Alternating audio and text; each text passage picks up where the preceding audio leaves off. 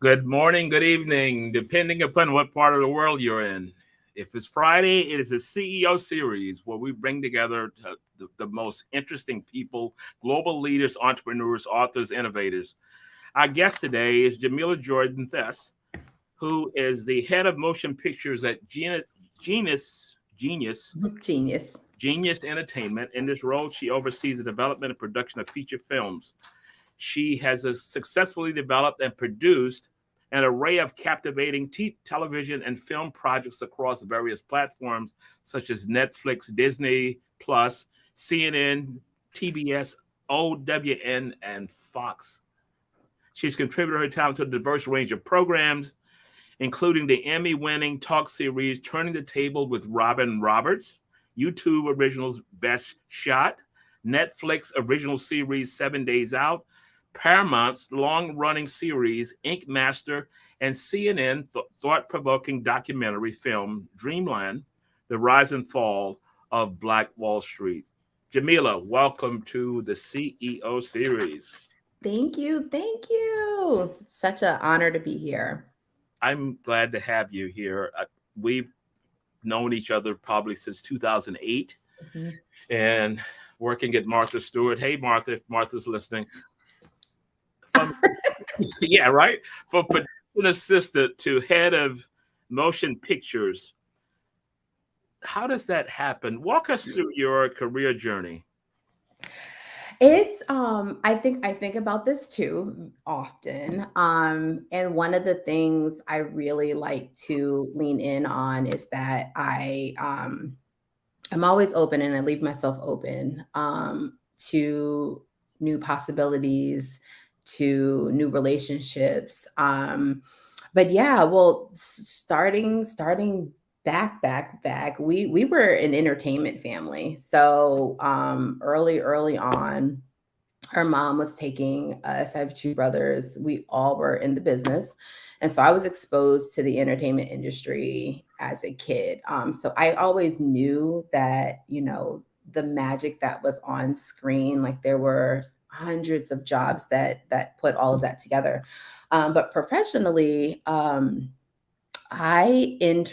was at Temple University. I interned at The View. My first foray professionally into this industry was the live television series talk show, The View. And it was absolutely incredible. And, doing a live format and program is a completely different machine and beast. And for that to be like my first experience, it was kind of like, I was like, okay, I can do anything from here on out. So I started there. One of the audience producers at The View went on to work at Martha and pulled me on. That is a through line, I feel like, through my entire trajectory, honestly. Like it's cultivating relationships and always keeping in touch with people, and always having integrity with whatever job you're in, because I do think that people notice that and remember that. And thankfully, people had just really good experiences with me. So that led to me working at Martha. I started off in audience and then transitioned into being an assistant to the producer. So being more hands-on in research and suggesting segments and working on the segments through, which was absolutely incredible. And again, just life-changing. But from there, I ended up transitioning into doing like HGTV home renovation series, working as a coordinator and also an associate producer. So I just started to kind of climb. I knew how to put segments together. I knew how to book. I knew I was really tight with like coordination, and putting the pieces together. I feel like that's what a producer is. Like you're putting all of those pieces together. So I went on to freelance, and literally I would be doing an HGTV show. I would be working at the Food Network, making sculptures out of cupcakes. I would be, doing competition series with tattoo artists, which I was on Ink Master for around 6 or 7 years. Really? Okay. And that's where I really started like getting my chops in as a producer, working with talent, working in post and watching all of like what I've shot now transition into us actually assembling and putting the show together, obviously with a team and with editors. So I just continue to leave myself open to the possibilities that would present itself. The major shift really happened when I started working at Spring Hill, and also Boardwalk. Shout out to both of those amazing companies. I did a series called Best Shot, which was a little bit more in the narrative world. I really wanted to get into telling stories. I really wanted to get into highlighting the human experience. And Best Shot was a series that was at a high school in my hometown in Newark, New Jersey. I was massively just like, these kids were me.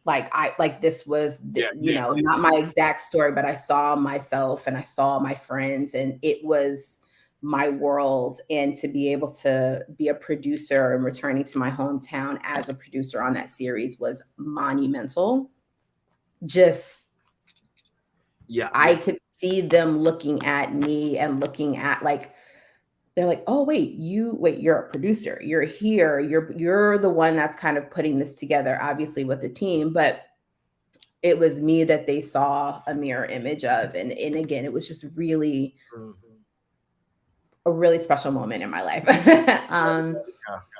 But yeah, leaning in on telling stories and focusing in on stories.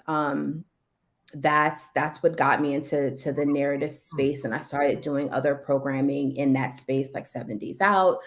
And then I wanted to make another little pivot, right? So like that was production. That was, you kind of already have the show. The show was already sold. I'm now executing. That's all working in physical production and being the producer in that element of it. I really wanted to learn how to sell. I really wanted to learn how to take an idea, casting, I know this amazing person, he would be great on TV. Like I wanted to learn how to take the nugget and sell it and then see it on air. And that's when I started transitioning. I worked in development at ITV. I've worked in development at Endemol. I started digging my feet in at Spring Hill. They were an amazing, amazing company for me to come on board with. I had done Best Shot with them. They knew what kind of work I could do. And they had me in-house full time. And that's really where I feel like I hit my stride. I, found my voice. I found what I wanted to do. The content was always just really culturally relevant and resonated with me. And yeah, I don't know. I was like that. That was it. Like Turning the Tables with Robin Roberts, Phil Byron. He like always had this vision for this show, and I'm like, this is amazing. I was like, this is like, of course, because it reminds you of the conversations you have at home with your family, with your aunties, right? Like, and that's what we wanted to really encapsulate in this series. And Disney Plus picked it up. We ended up shooting. It was definitely during COVID, so that impacted a bit on how we actually shot, but we were able to do it, and it was incredible. And that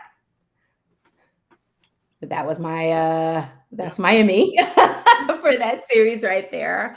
That must have been a heady moment, starting where you started from, and then you're on the stage, you're getting an Emmy.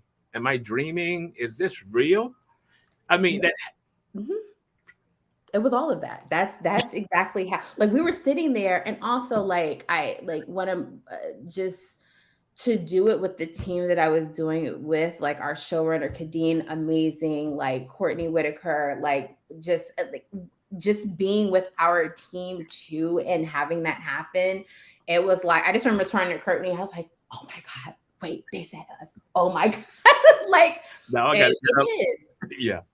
And then I was just concentrating on not tripping as I was walking to the stage. That was the other thing that was going through my head. I'm like, just please don't let me mess this up. please don't let me mess this up.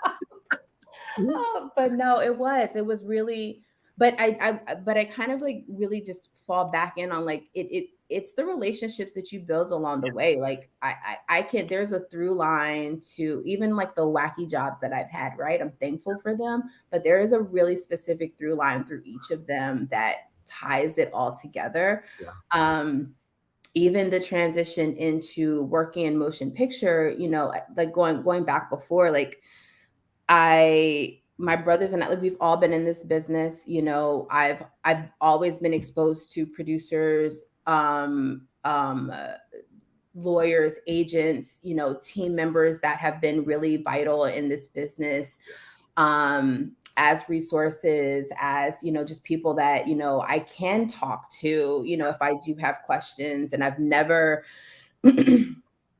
I know how honored, like privileged I am to have that, and have people kind of pour into me and help me with that. But it's the relationships. Like when I met the Martins, so Genius Entertainment, Marseille Martin, who is a wildly just brilliant, they call it genius for a reason, just wildly talented entrepreneur and actress. She produced Little. She is, I think, still technically the youngest producer in Hollywood with that movie. I met them when I was working at ITV. She had maybe 3 non-scripted ideas that the company picked up like immediately, and I was her point creative for that project, for that team. Okay. And just again, talking, getting to know them, getting to know how incredible that family is, and getting to really hear their dreams and their aspirations and where they wanted to go, and me being able to pour out what I really wanted to do, right? And the shift that I wanted to make. We always. Mm-hmm. No, I was going to say that was a strong connecting point, because what you brought to the table, they didn't have, and what they had, you didn't have, and it was the perfect storm. That's exactly what it was. And it was, I don't consider I don't know what traditional is. I do, right? But I feel like we can make our own paths and forge our own paths. And I think we saw something in each other, and it really made a beautiful fit, right? And that's where I am now. And development and being the head of, you know, the film department and working with that team and working with the head of TV, Nicole, shout out to Nicole. It's really honing in and focusing on brands, right? Like she is, you know, a wildly talented and beautiful human being, but also it is a brand, right? And that brand extension is her, and building off of that and developing and creating content that reflects that, is what we do, and what we do day in and day out. Okay, cool. So you know, as you talk through that, key points you talked about is relationship. Mm-hmm. And relationship management. You never know where the person you have that relationship is going to end up later in life. It could go the other way too, and that's happened. But the importance of connecting with people, and really connecting, not just on a, I just want to use you to get where I want to go, but really connect with people. And when you said that someone went to another location and they thought of you, and they said, I want to reach back to pull you to the other side. So give us a little insight on what is relationship management? How did that come about? You come from a family that's involved in the business, so it was probably steeped in and growing up, but can you give us a little more about the relationship side? Yeah, I think, great question. And I love that you said before too, like, it's not about what you can do for me, right? Because I feel like I love this business. I love what I do. I cannot stress that enough. But sometimes it really does seem a bit exhausting just a little bit, like when you do run into those conversations that seem really, really direct, right? And we're East Coast people, Jersey, New York. Like I know direct. I'm fine with direct. Yeah, I'm cool with that. I can dig it. Respect, but the way I approach things, I genuinely want to connect with you. I want to know where you're from. I want to know, how did you get to be here? It's because when I'm connecting with you and I'm sharing my energy with you and we are in the same space, I just don't take that lightly. I don't, I don't leave the house a lot, right? Just because of my family. So when I do come out, it's really intentional. That's something I really also had to learn in age, right? But I think relationships, it's, we meet at this time in this space, we connect, we have this exchange. I do think social media helps a lot, right? Because we're able to kind of keep tabs and track on each other through time. And I'm able to, hey, good job here, or getting that in, and it helps communication a lot. Yeah. But I think for me, just always keeping the door open is how I forge and continue those relationships. I will randomly email somebody, be like, hey, you popped into my mind, or remember when we were on this crazy shoot in Long Island? Like I am that person. Like I will do that, right? Like, I thought I was the only one that would do that, because I'll think about somebody, say, let me send them an email. You know what? I was thinking about you. Something popped up. Just wanted to say, hey, how are you?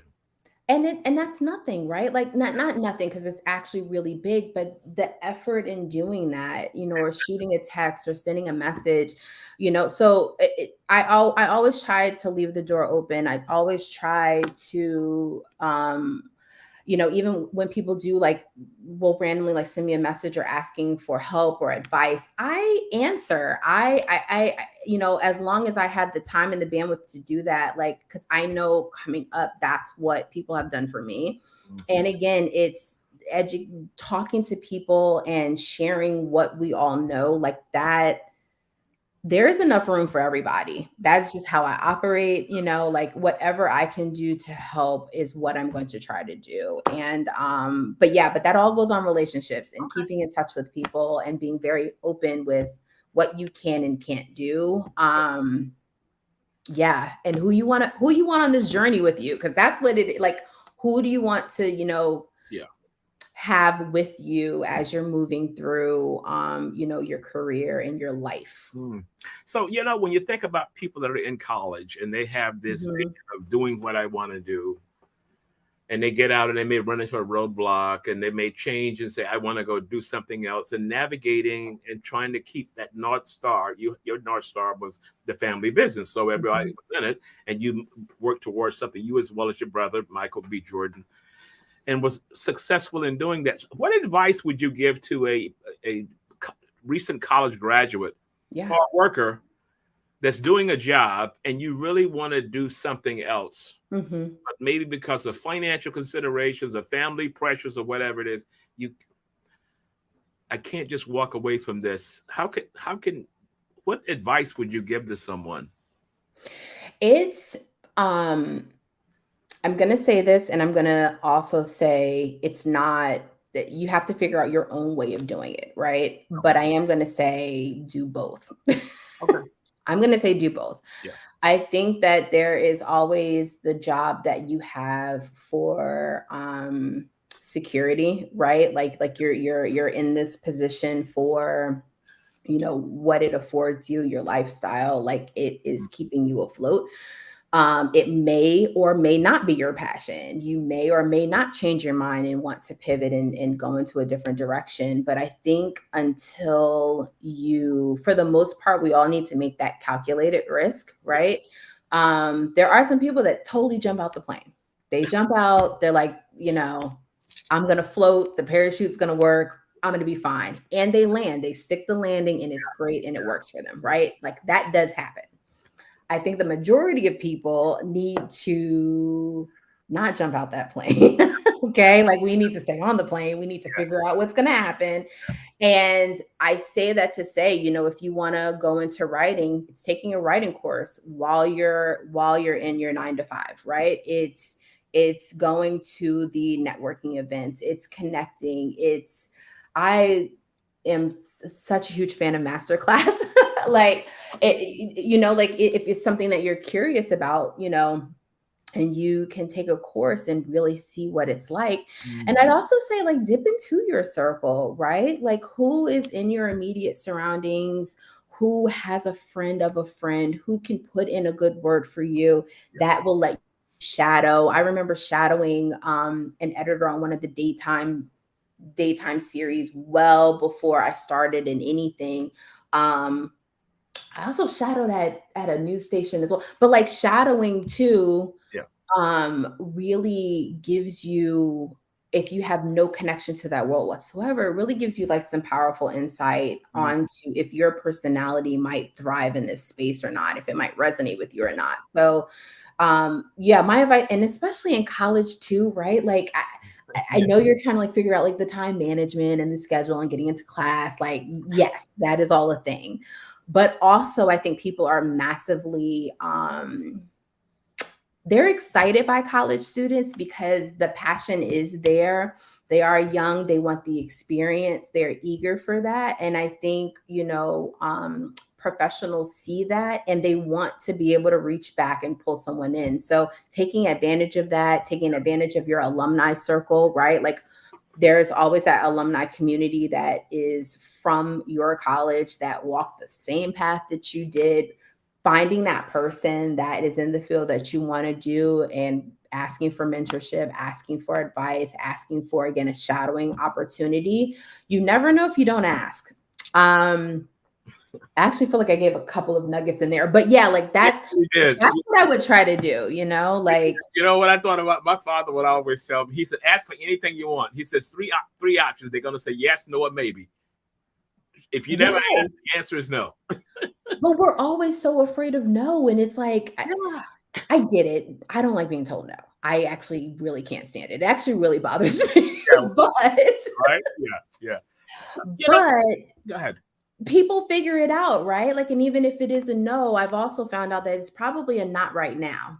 That's the, like, especially in development, it's a no for the moment, right? Like revisit me later. Again, relationships. So I don't know. So when you mentioned, you were interested in getting into sales, and that reason I say that is because when you mentioned the selling aspect, I smiled because of the fact that my first job out of college was working at IBM sales, and you go to sales school, they show you how to handle rejections and all those kind of things. But one of the old guys that was the top salesperson, the kind of a guy that walks around with a toothpick in his mouth and would sell more than anyone there. He says, let me tell you something, kid. He says, the sale doesn't begin until a person says no. That's when you find out who the real salesperson is. Other than that, you're an order taker.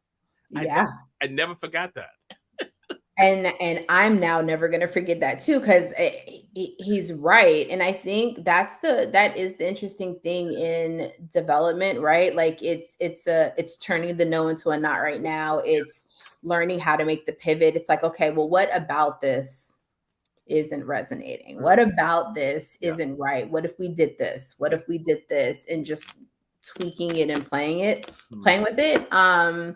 But yeah, it's really about putting yourself out there, and being comfortable with yourself enough to do that and not take it like personally. Yeah. If it's a no, it probably has nothing to do with you, right? That's also my therapy bit for today. Okay. Well, I want to go into that for just a minute. You mentioned the therapy bit. Yeah. How do you stay focused? Because in your business, you probably will get a lot of no's. You pitching a series or a movie, a process or whatever it is, and you may get it. How do you stay focused? How do you kind of keep, your eyes on the prize? Yeah, I keep my eye on the prize. It's there's definitely there is a bit of, I always lean in on what I love, right? I lean in on, again, the brand, what I love, why I'm doing this, why I'm choosing this particular project, why this needs to work out, why you should want to do this. And keeping all of that in perspective. Going back a little bit more to what I was like, the no, not right now, or this might not work out. There, on the other end of things, right? There are so many different variables. Yeah. Did they do something like this before and it didn't work out? Is everyone into horror right now and this is romance? Is there already a similar project in the pipeline that they have going so they can't do this? There's so many things that, is either directly related to what you're doing or nothing to do with what you're doing at all. Yeah. So I don't take it personally. I more so am about that pivot, if that is the pivot I need to make, like, again, believing in a writer or the story or the project or the package. How can we keep this warm and maybe revisit it? Is it about putting more people on to the project to make it more make it feel more, I don't want to say appealing, but motivate you to jump on this now as opposed to waiting later? Those are all the steps that I try to think through. But my eye on the prize is always, what am I here for? What am I trying to do? What am I trying to accomplish right now in this moment? Yeah. And that's why, if me taking on a project, it's not necessarily if I believe I can sell it or not, right? Like, that's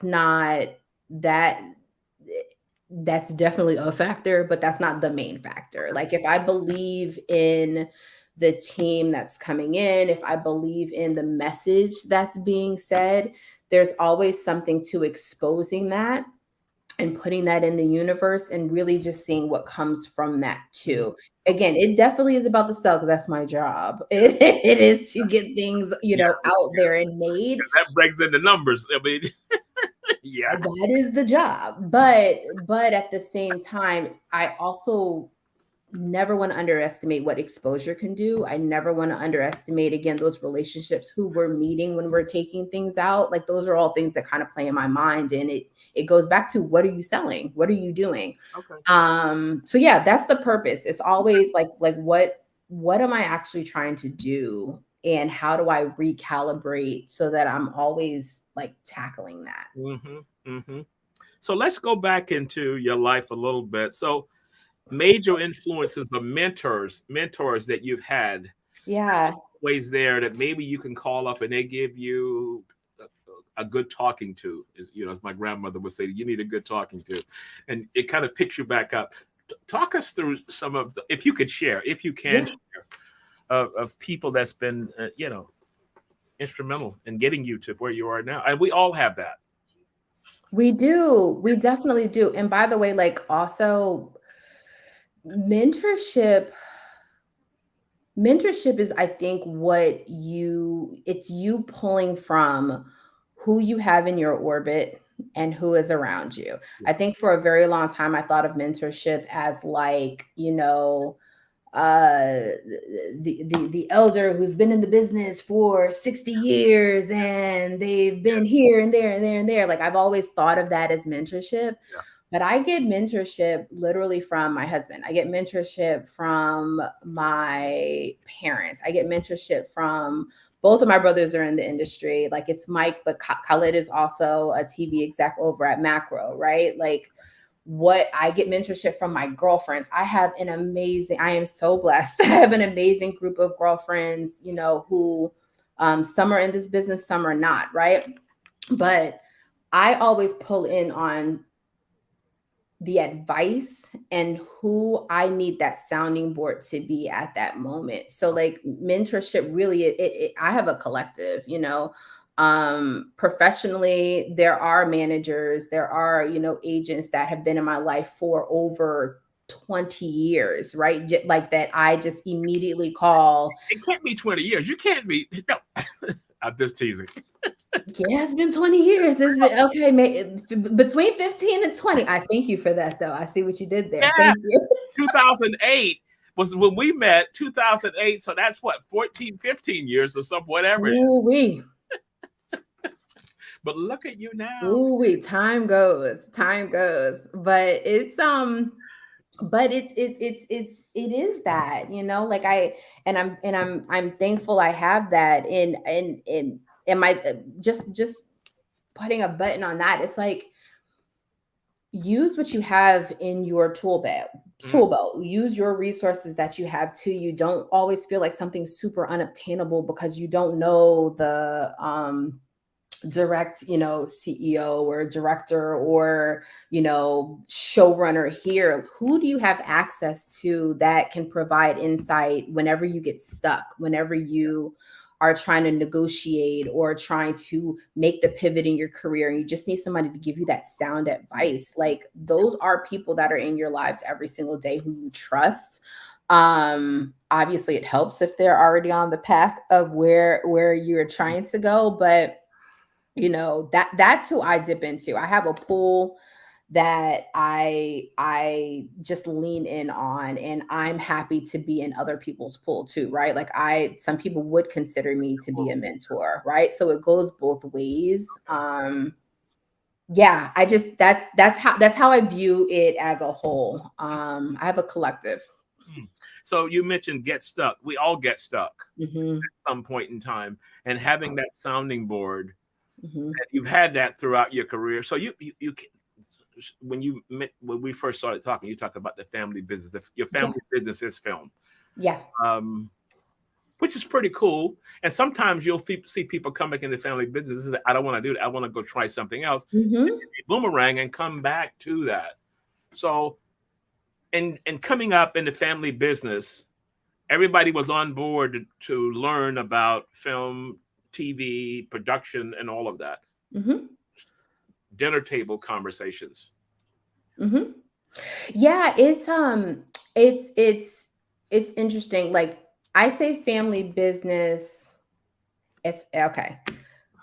Okay. I laugh, but it's a little funny, but I'm laughing because I have a few different moments going on in my head right now. Right? It's So my parents were not at all involved in this business. So sometimes when people hear family business, they think of like the legacy, right? Like, they were a director and then their kids are now actors and they become directors, and that's not how we started. That is not it whatsoever. My parents were not in this business. My dad did operations. My mom is an artist, was a teacher at the time. Well, excuse me, working in the school systems at the time, but artist at the core, like, not dealing with the entertainment business. We started getting into it as a way of, like, honestly funding college. It was like, how are we getting these kids to college?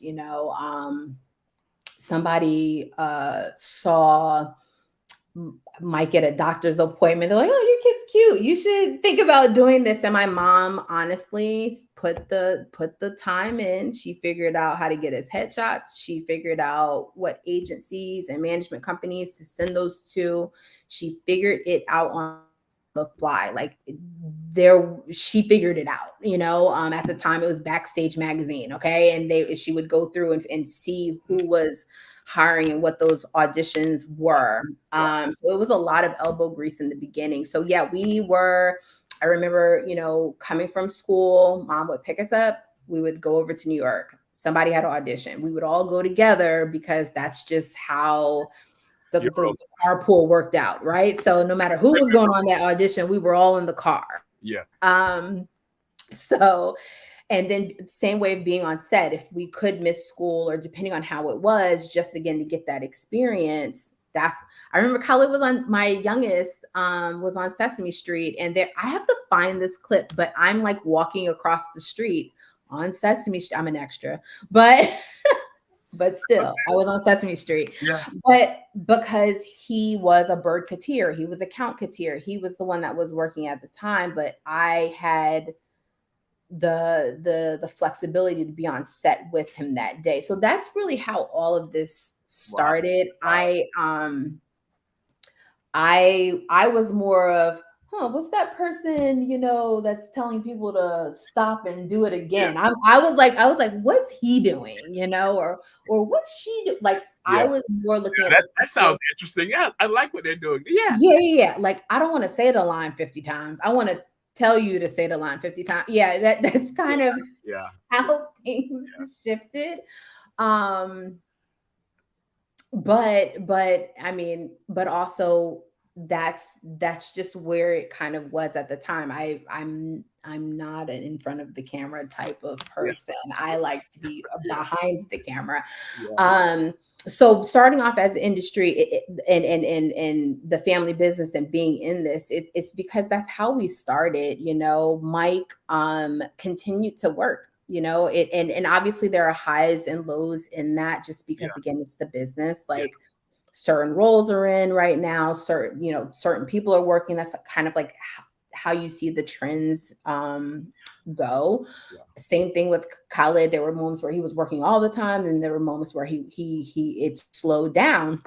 And so that's what I mean by like family business. So yeah, the dinner table conversations then, it was balancing school and work. Like, we were working, and it was, But yeah, right? we were a working family, and it was a lot of sacrifice that went into it. It's a lot of sacrifice that goes into this business as a whole, just because of the hours. But I feel like our conversations now are very different, just because, I just being a producer, Mike being an actor, producer, director, Khalid being executive, seller, producer, like it's all like, oh, have you heard about this? This might be Yeah. this might be coming out. Oh, I heard about this project here. Like, the conversations are a little bit more of an exchange, because we're all on different ends of the business now. Yeah. Sorry. No, I'm saying different places in your career. Yeah. Be interesting in having that conversation. But see, when you think about that, so your child, he's about 3 years old now, right? Mm-hmm. I have a 3-year-old and I have a 3-month-old. 3-month-old. That's right. You did. Yeah, that's right. So family business. Now it's really a family business, because all the uncles are doing cool things. Because I saw a photo online of your brother Michael. He was in The Wire, and I didn't realize that. I never made that connection. And when I think up from The Wire from here, and now you've I'm going to say maxed it out. That's a career trajectory, and this is what we try and discuss with people, because a lot of folks are struggling because of COVID. A lot of folks are struggling because of career choices, but there's hope. There is. Yeah. There is hope. I think there is also there's a I'm just gonna say it. So there is a beauty in right now where we are using, social media. We have cameras on our phones. We have. I always remember Issa Rae saying, network with the people that you are with, as opposed, who's in your grasp that you have, who can you build with together and come up with. That screams so loud. Like, I remember watching Awkward Black Girl on YouTube, and now kind of like, I mean, I know it's not directly insecure, but seeing the roots of that, and what it's become, right? So like, I think about, and even just the pivot that we all made during COVID, right? Like, I know you remember, seeing the shows that were shot on people's cell phones that now made it because there was that need, and the need had to be fulfilled, right? And so it was very reflective of the time, but the creativity comes out of necessity. So like, what are we doing? And I think about that during COVID. Like, obviously, we're all still dealing with it, like it was massively traumatic. But I do think it made us all kind of like revert back in, going back to that passion. What is the North Star? What do I really want to do? What can I do? How can I do it? And really just kind of recalibrate a little bit. And I'm not at all, again, I know I am privileged. I am wildly humble,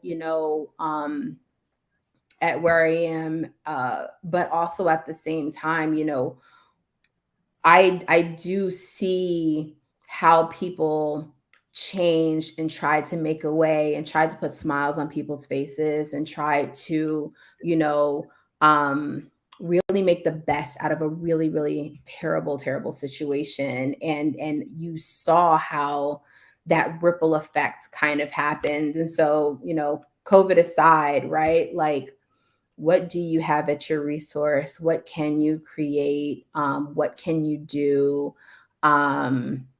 With what is at your hands, like what you can do here and now, and lean into that for your own fulfillment, I think is just something really powerful to do and keep you moving forward. Cool, cool. Yeah. What is the most important leadership lesson that you've learned throughout your career? I mean, because you're here and you said 20 years, but I can't calculate that far. I can't even believe that. But as you went through those steps to get to where you are, sometimes you had to come back down and start Yeah. over again. Yeah. What was one of the most important leadership lessons you learned through the journey that you're at this point? That I'm still learning. No, I think and this kind of goes back to, I think, finding your voice, period.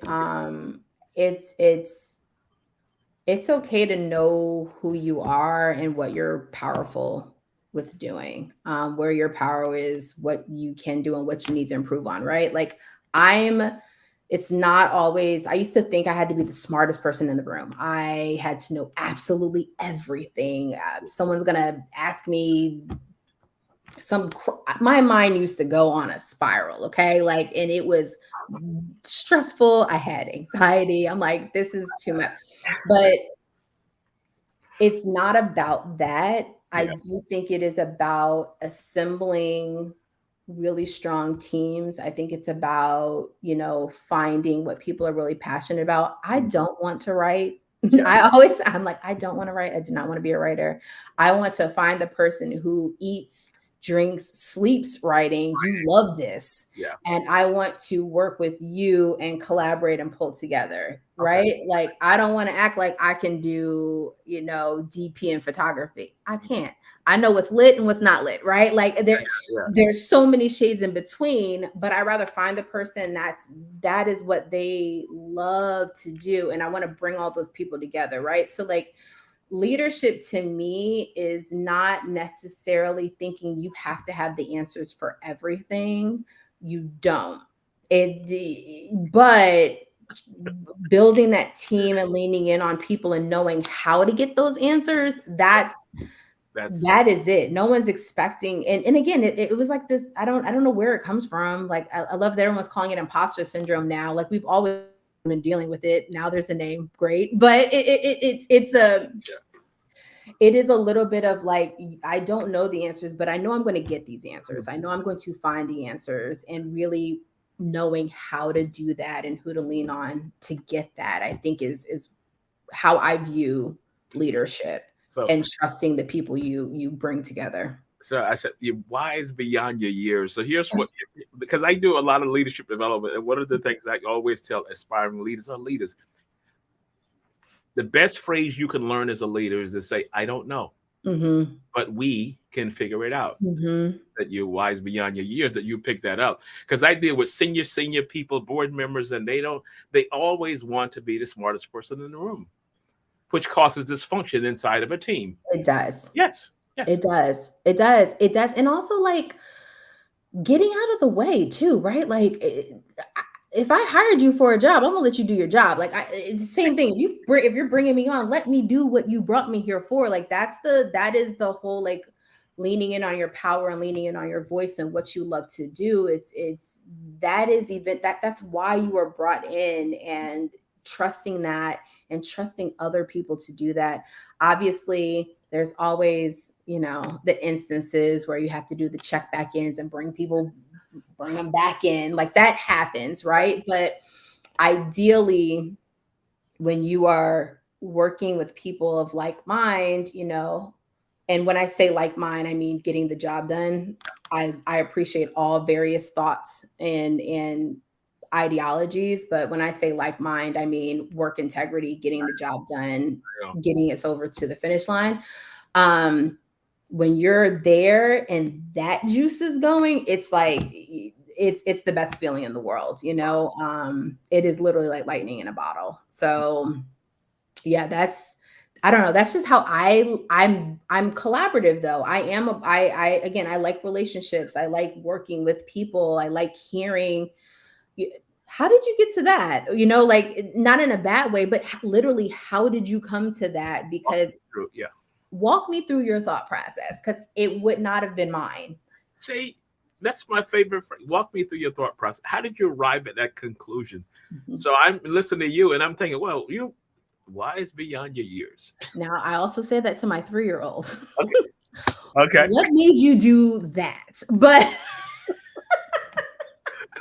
Oh, it works in any situation. yeah. Walk me through this, because I don't understand it. So as we begin to close out, what is one piece of advice you would give to aspiring entrepreneurs?